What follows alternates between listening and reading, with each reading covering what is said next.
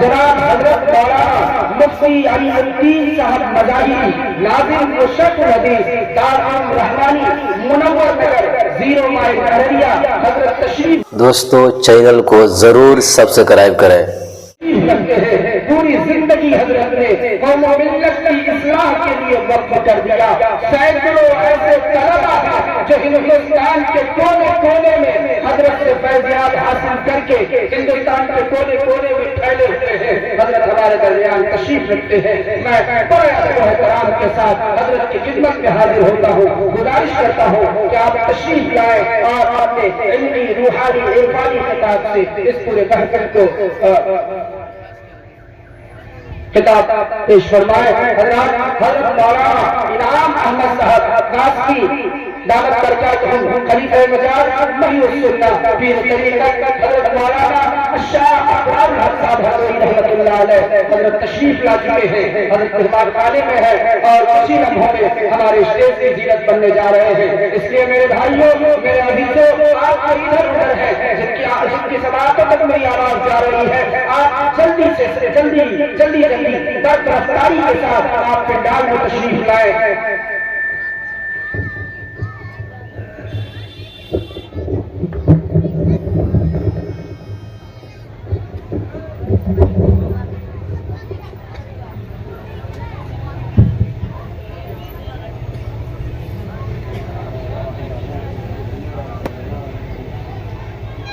अल्हम्दुलिल्लाह कफ़ा व सलामुन अला इबादिहिल्लज़ीना इस्तफ़ा।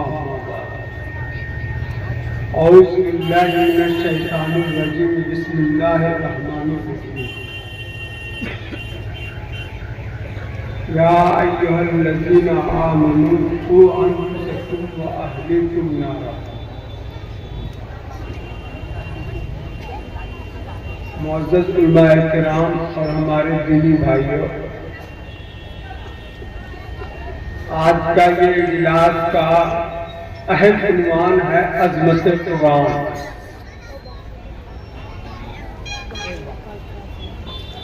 हकीकत ये है कि दुनिया के अंदर हमारे पास जो भी चीजें हैं ईमान वाले के पास, उनमें सबसे ज्यादा आला और अजीम चीज वह है हुजूर अकरम सल्लल्लाहु अलैहि वसल्लम के मुताल्लिक फारसी का जुमला है, बाद अज खुदा बुजुर्ग हुई, कि अल्लाह रब्बुल इज्जत के बाद सबसे आला मकाम हुजूर सल्लल्लाहु अलैहि वसल्लम और हुजूर सल्लल्लाहु अलैहि वसल्लम को जो ये मकाम मिला है वो कुरान की वजह से मिला। कुरान हुजूर पर नाज़िल हुआ। कुरान अल्लाह का कलाम है। कलाम की हैसियत वही होती है जो मुतकल्लिम का।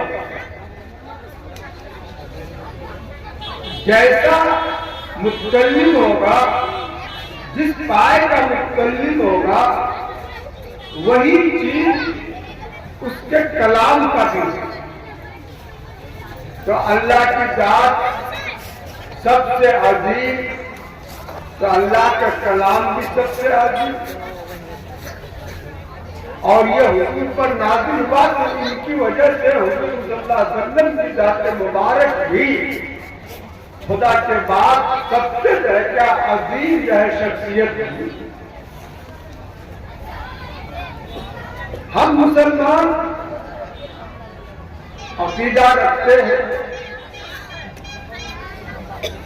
इस पर मेरा ईमान है कि कुरान अल्लाह का कलाम है और सबसे जो है मुअज़्ज़ज़ और मुकर्रम बाइज्जत जो है क्या कलाम है।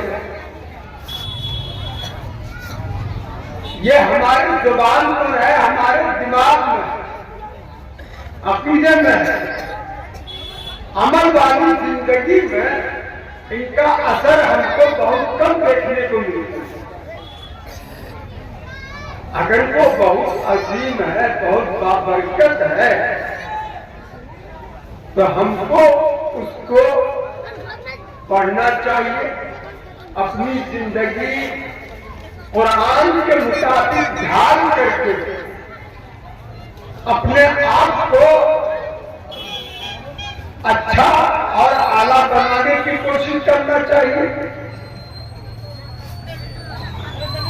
मानते तो हैं हम, उसके लिए बहुत कुछ कुर्बानी भी देते हैं, लेकिन अमली जिंदगी जो असल कुरान का मकसद है कि आदमी उस पर अमल करके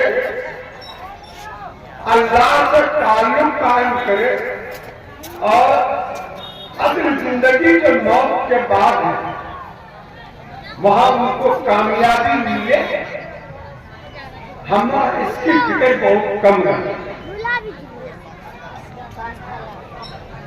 कुरान की अजमत का एक मिसाल हम सभी चाहे समझ सकते हैं कि आधा मीटर का आप कपड़ा खरीद लीजिए, उसका रुमाल बना लीजिए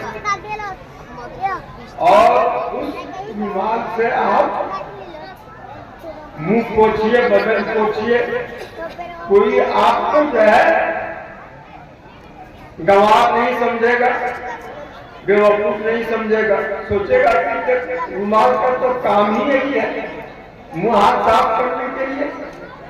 अगर उसी आधा मीटर का हम अगर टोपी बना दें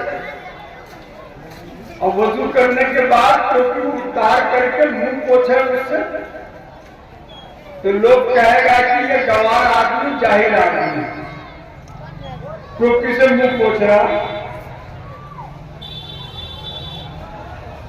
ऐसा क्या तब्दीली आ गई उसके अंदर? तब्दीली ये आ गई कि इंसान के जिस्म में सबसे अजमत वाला जो इज्व है वह है सर। सर गोया इंसान के जिस्म का सरदार, तो उस कपड़े का ताल्लुक टोपी के शक्ल में सर से हो गया, तो सर से ताल्लुक होने की वजह से टोपी में भी अजमत आ गई। अब उनका एहतराम करना चाहिए। अब अगर किसी कपड़े का हम जिस्मदान बना लें, बस्ता बना लें, कुरान को उसमें जो है क्या रखें, तो जब जिस्मदान में कुरान होगा तो अगर कोई आदमी उसको जिस्मदान को छूना चाहेगा तो बगैर वजू का वो नहीं छू सकता।